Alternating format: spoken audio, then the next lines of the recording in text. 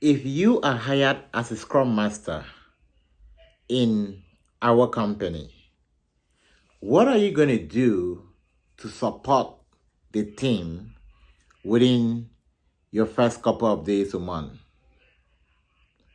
Hello, welcome to the Scrum chat room. And if you're new here, click the subscribe button and share like. Here we keep it real. We treat and deal with the questions and situations you are going to face in the field. But also we kind of tackle most of the basic and the most important thing you should know that will help you get that Scrum Master position in less than no time. Today we want to answer a question which is this one is like a must get or a must know, and most of the time they're gonna ask you, okay, if we're given the opportunity, what will you do within the first 3 months, within the first 3 days, within the first 1 week? It really depends on the person interviewing you, and you need to be able to understand exactly what are the steps for you as a leader joining a new team. And this is why we emphasize that a Scrum Master role is a leadership role. It's not just a job position like any other job position. And that is why they're going to put you through situational questions most of the time. What will you do if you are presented with this position, with this situation? What will you do in this scenario? And this you can provide answers based on your emotional intelligence, which means that there is no right answer and there is no wrong answer. Now you are being evaluated based on the quality of your answer, and that quality of the quality of your answer is attributed to your level of understanding of the Scrum framework, but also your overall level of leadership. So let's get into the answer. What does a Scrum Master do? What should you do? What's the best practice? As a disclaimer, there is no one way of doing it, right? It depends on the team you're working with, and it also depends on your leadership ability. So I'm going to give you the best possible answer based on my leadership experience and also based on my experience working with different Scrum teams. So if you're faced with this question in an interview, the first thing you want to do is that you want to be able to situate it in a scenario. For instance, if I ask you the question, in your first 3 days, what will you do? You say, okay, in my first 3 days, I'm going to do this, I'm going to do this. I will reorganize the team. I will make sure that try to check if they have all the Scrum events and other stuff. Right, that's not the best way to answer it. Why is it not the best way to answer it? Because you're answering in an abstract. Now, what you want to do is that you want to be able to put down in a context. All right, in my last position, when I was hired, this is what I did in my first 30 days to make sure that my team was in good fit. Now let's bring it to real context. Let me stop talking in the abstract. All right. The first thing, the first phase of you handling that question is to bring it into context. And that's why I emphasize a lot on case study. Get a case study. If you're not yet had real life experience, get a case study and practice. I would say, okay, in my last position, when I was hired as a Scrum Master, it was still a very new team. So in my first week, I spent a lot of time to be able to understand the environment, to be able to understand the product goal, to be able to understand the team members, and to be able to create more time to build more relationship and to build more trust rather than setting rules and regulation, what will work, what not to work. Now, this is the first phase of what every leader does when you get into a new environment. Why is it important that you take time to understand the environment, to build relationship rather than moving into implementation? Now, you agree with me that one of the biggest value of Scrum is the focus a lot on trust.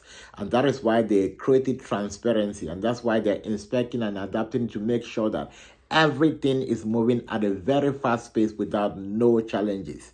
So if you get into a new environment, let's say if I meet you for the first time, what's going to happen? The certain things you might not share with me openly because you don't know me, right? You don't even know where I am.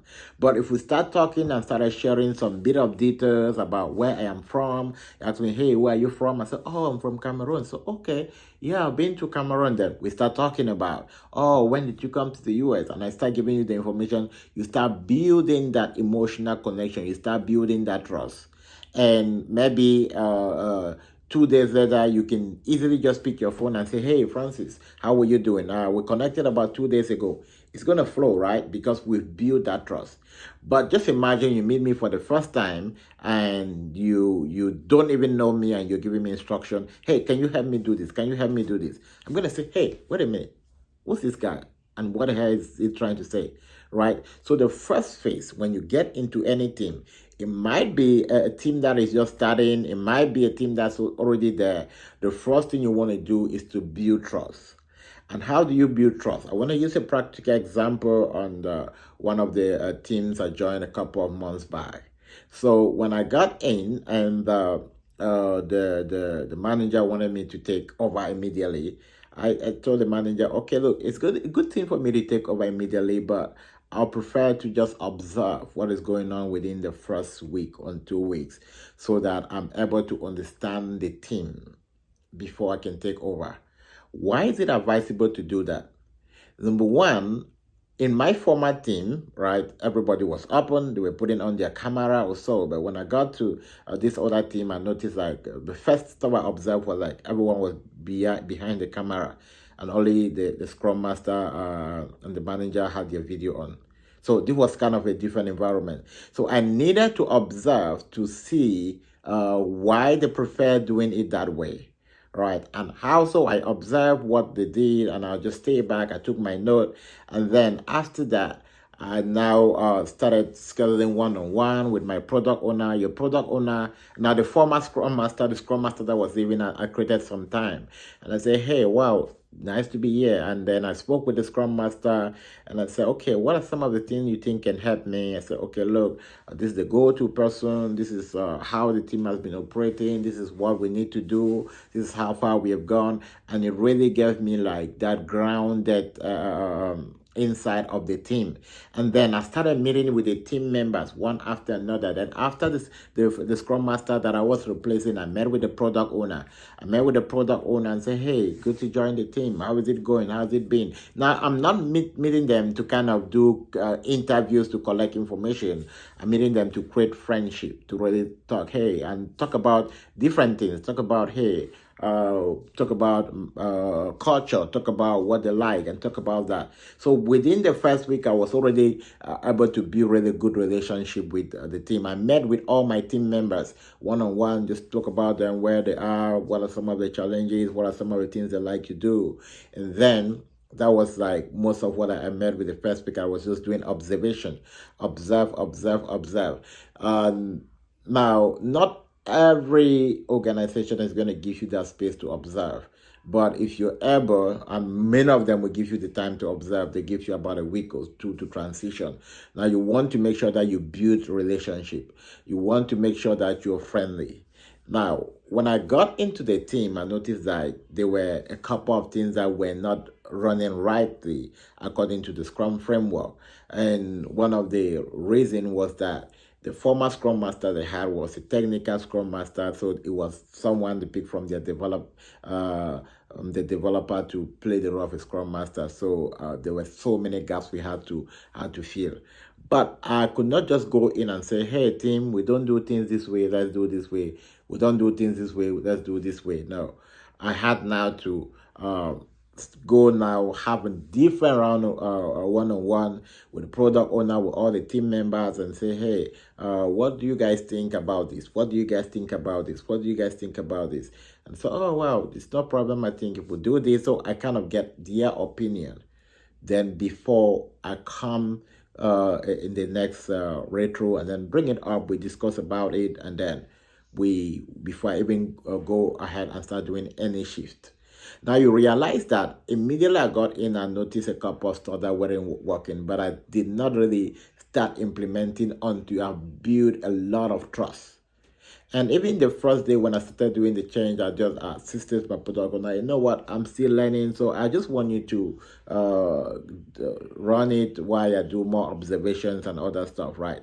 You don't just want to get in and take control and tell people what they're doing is not right. This is how things have been done. No, you are a servant leader. You want to serve the team. And most importantly, the reason why it's going to be very important for you to do that is to be able to build rapport, to be able to build trust. If I'm running late for end of my meeting for whatsoever reason, I always try as much as possible to be in front of my desk and set everything going within 15 minutes before the meeting starts.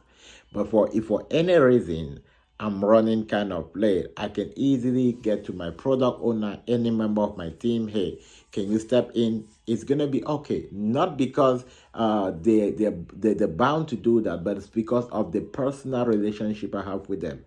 The same with my product owner. Say, hey, Francis, can you help me with this? I can this definitely say to her, hey, can you also help me do this? It builds like that friendly environment. And I was having like my retro yesterday, and I was so amazed. Like we're having a discussion. One of the first things we do in a retro is we try to appreciate, create an environment of appreciation. And one of the feedback they gave is that, oh wow, you've really brought a positive environment despite even if we're tired, your environment is always so positive, and this is really helping us do well as a team. So how do you keep that environment positive? You're not being pulled around by what you see. You're being you're being driven by building relationship. If you're able to build relationship in any team that you get into, and not acting like the boss and not acting like someone that's commanding them work, you are going to have the best time as a Scrum Master. So in a nutshell, the first thing you do when you get into a team is to build an environment of trust.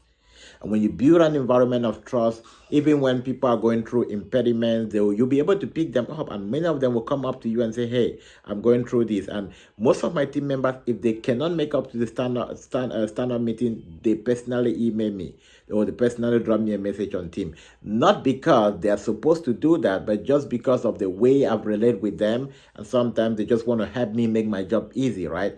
If not, after I need to do a follow-up, hey, I did not see you here, what's going to happen? That's what a Scrum Master does. You help remove impediment. But then if you build that relationship, you realize that before something come up, there's already a solution. So when you build a relationship and you know that there's some couple of changes we can make, there are a couple of stuff that we can improve, you don't just go ahead and improve them.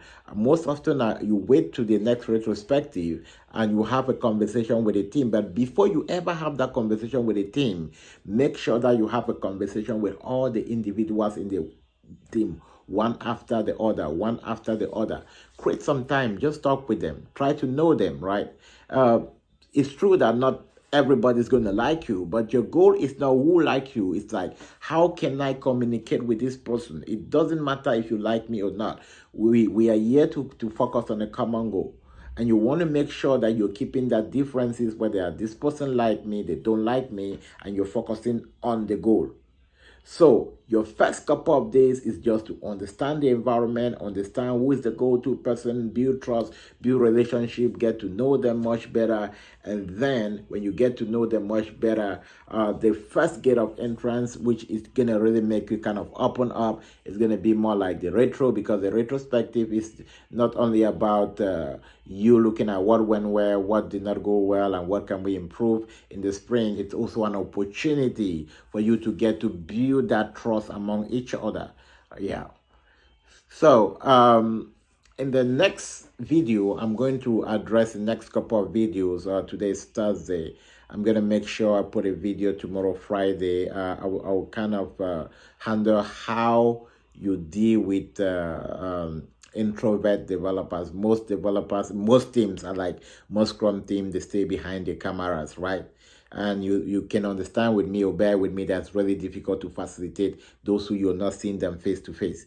So tomorrow video, I'm going to discuss on how do you help your team to speak up and to get engaged when discussions are going on, most especially in the retrospective team that the cameras are not on and that.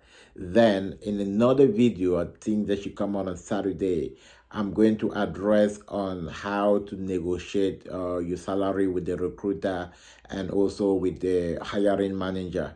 This is also a problem many people are asking, and sometimes with the entry level, they're going through high, or maybe you put in your resume that you have 7 years of working experience and maybe you're asking too low. It kind of creates some doubt. So I will handle that as well.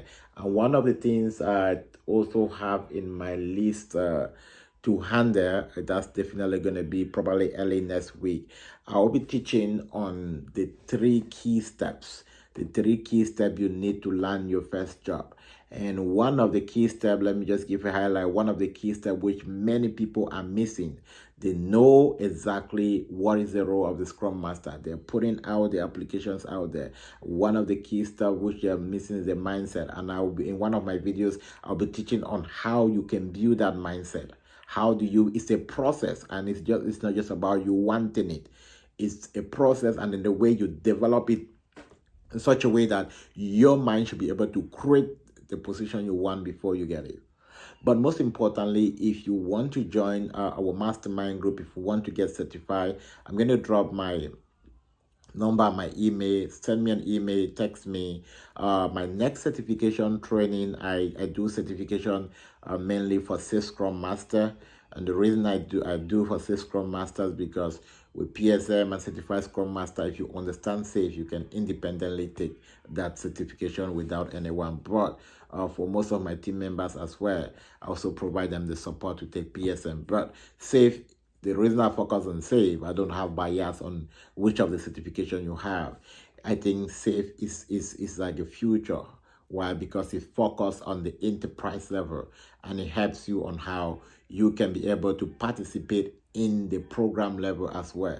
So I always kind of advocate for, I'm a SAFe advocate, but I still respect everyone in their own space. All right, thank you team for watching. Do not really forget to hit the subscribe button. If this actually benefited you, feel free to share. And if you want me, you have any question you want to ask, drop it on the comment box, and I'm going to make sure that I answer the question. Thank you very much.